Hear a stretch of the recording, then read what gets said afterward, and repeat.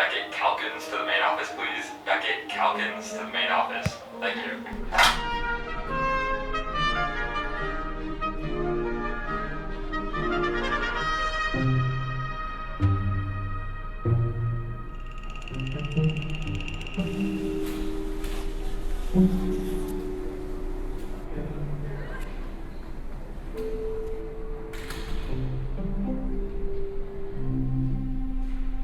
Wasn't that last week?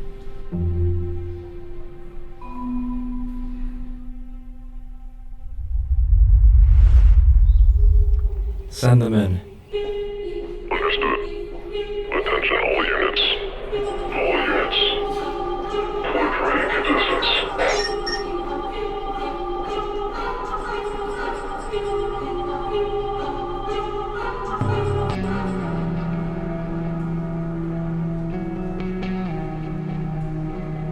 Password. Booster week?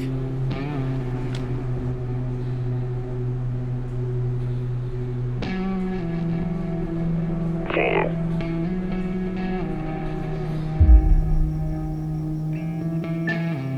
Start the game.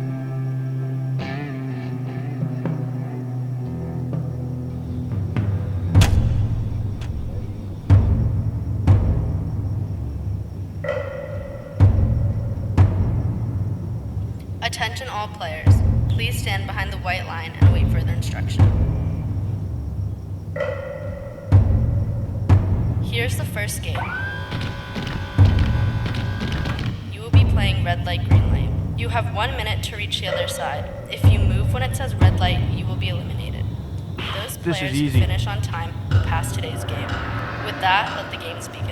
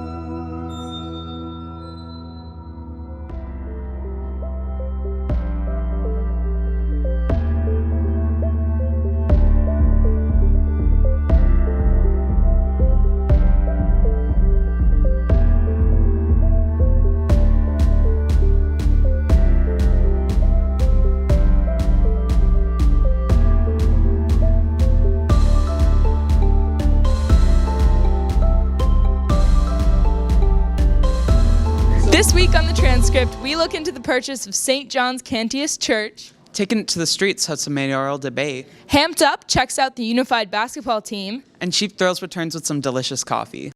A Southern California hospital released former President Bill Clinton on Sunday after treating him for a non-COVID-19 infection.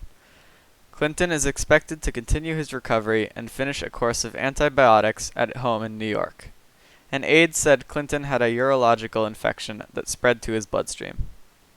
Protesters took to the streets in the Haitian capital of Port-au-Prince on Monday, calling for an end to intensifying gang violence following the kidnap of 17 missionaries and their children. The U.S. government sent a team to work with the Haitian government and the U.S. Embassy to find the group, which includes 16 Americans and 1 Canadian. Black community members were encouraged to share their views on historic and modern racism at a virtual event hosted Wednesday by local advocacy group Racial Justice Rising and the Emily Williston Memorial Library. Alan Davis of Racial Justice Rising, a local volunteer advocacy group, moderated the Zoom conversation featuring Dick Hall, Jean Hall, and Gloria Matlock, 3 African Americans from Greenfield. I'm Shiloh Hammerland, and thank you for watching.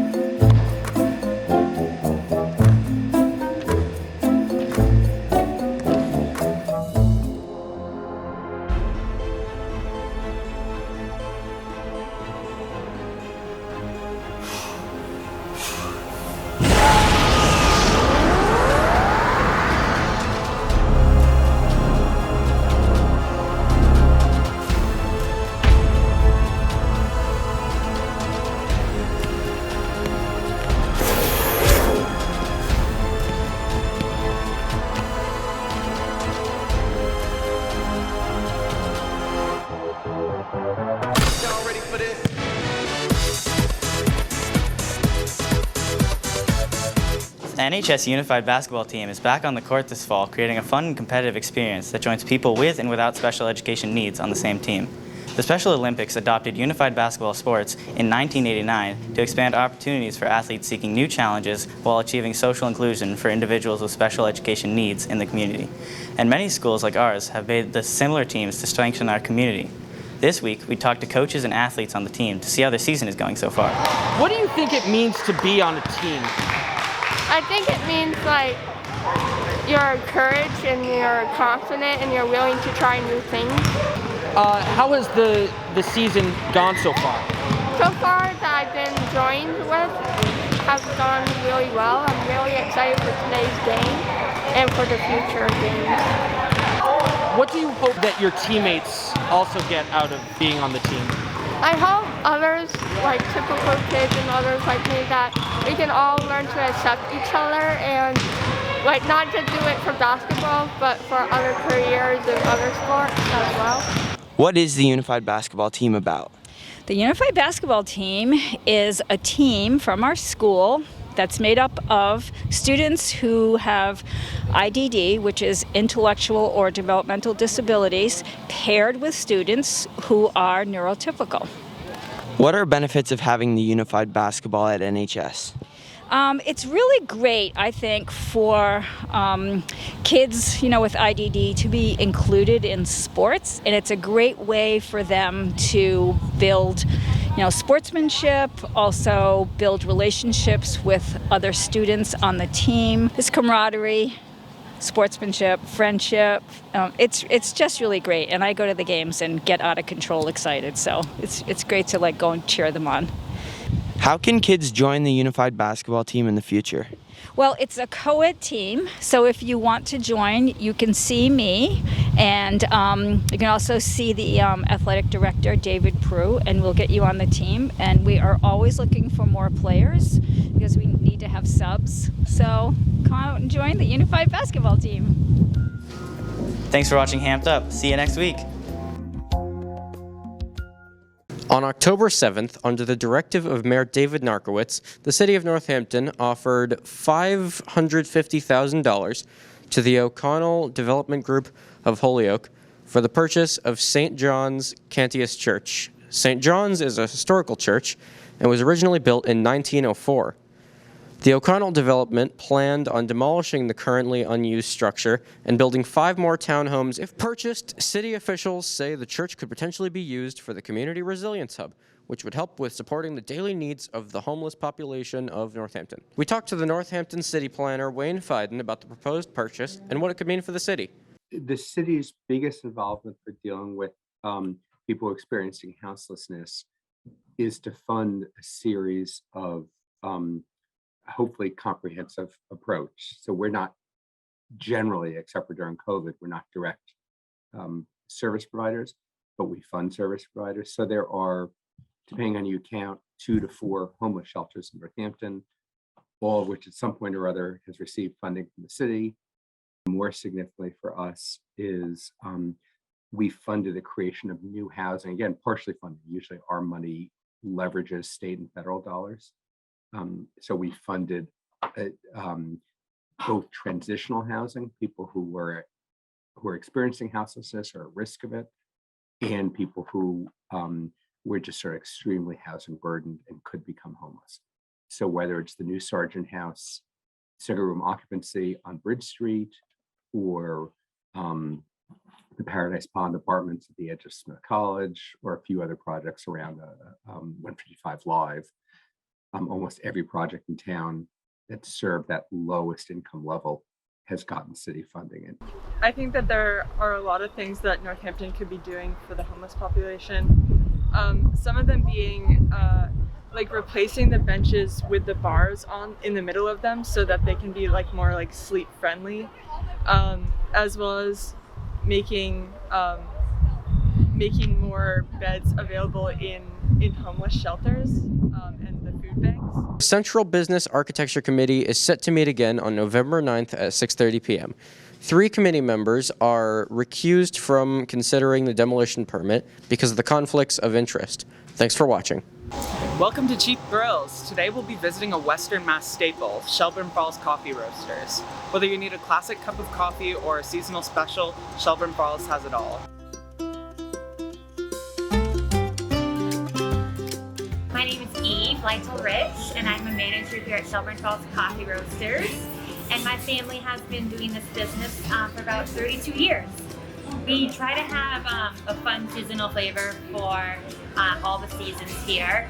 Right now we have sugar maple nut and pumpkin spice. And then we do, of course, the Christmas morning for the holiday season. And then we do, again, sugar maple nut for sugaring season in the spring. And then we do the toasted coconut cream in the summer. So we always try to mix it up and have something fun for the customers.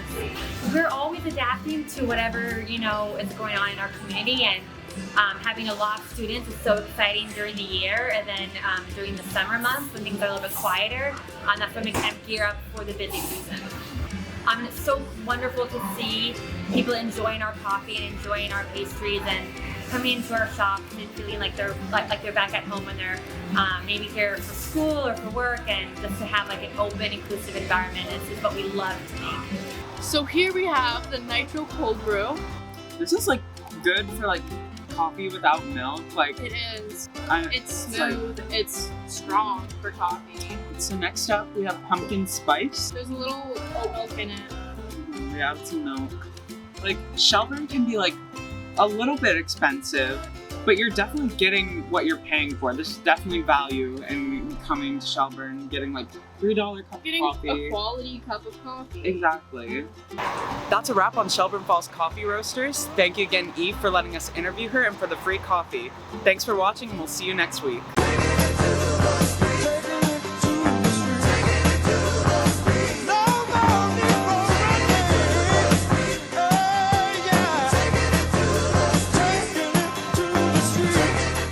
After the primary elections here in Northampton on September 28th, the race for mayor has been narrowed down to 2 candidates.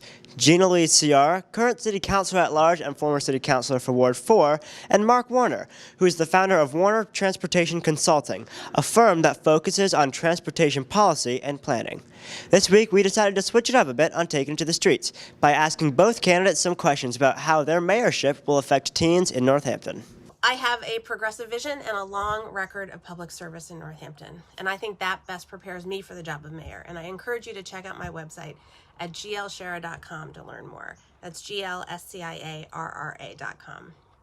I have a 7th grader at JFK and a 4th grader at Bridge Street School, and things they care about and that affect them are primary concerns for me, not only as their mom, but because I view my work for the city to not just be supportive of our community in the present, but to make responsible choices for our future.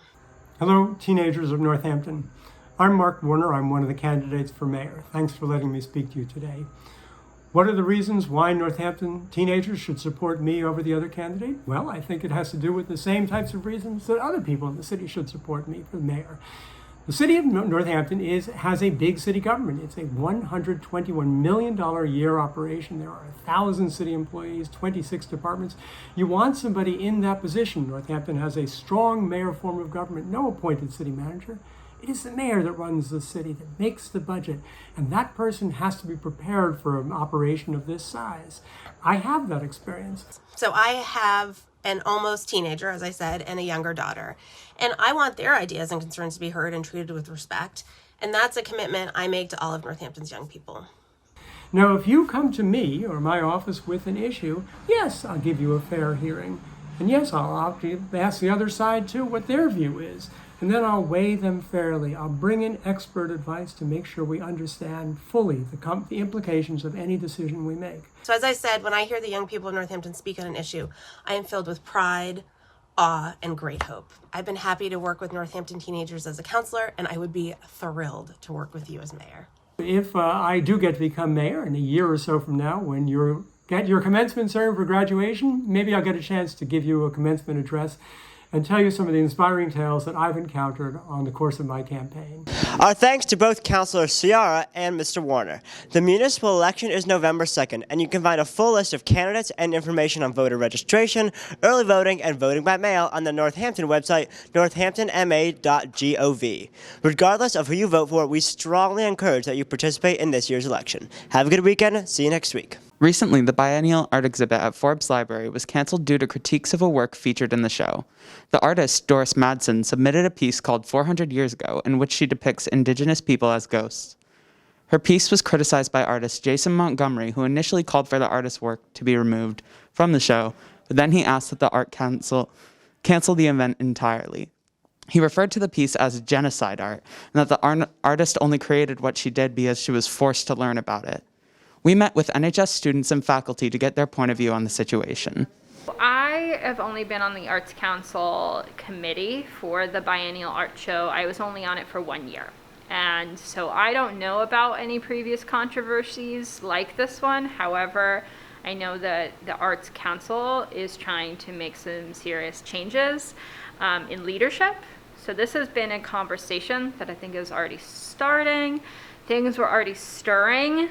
But in no way could I have expected a controversy like this to blow up so much in the community. It was a problem to probably remove it and not have a chance to talk about it within the community. But then the bigger issue is taking down the entire art show, which had several artists represented in the community and who worked really hard to be part of that show. It's a complicated issue, and my short version is that she did not intend to do anything wrong. Of course not. She's somebody who's been working in the arts community for a long time, and her intentions were very good. She couldn't have known that people were going to respond to it in this way. I wish that there had been more of a productive conversation around this so that she could have known how to maybe reach out and work around this particular subject matter in a productive, more healthy way, and how to really reach out to Indigenous artists. I definitely think the entire art exhibit should not have been canceled because it's important that we recognize, freedom of expression, freedom of speech, and everybody has a different take artistically on what they're trying to represent. So I don't think the whole exhibit should have been canceled.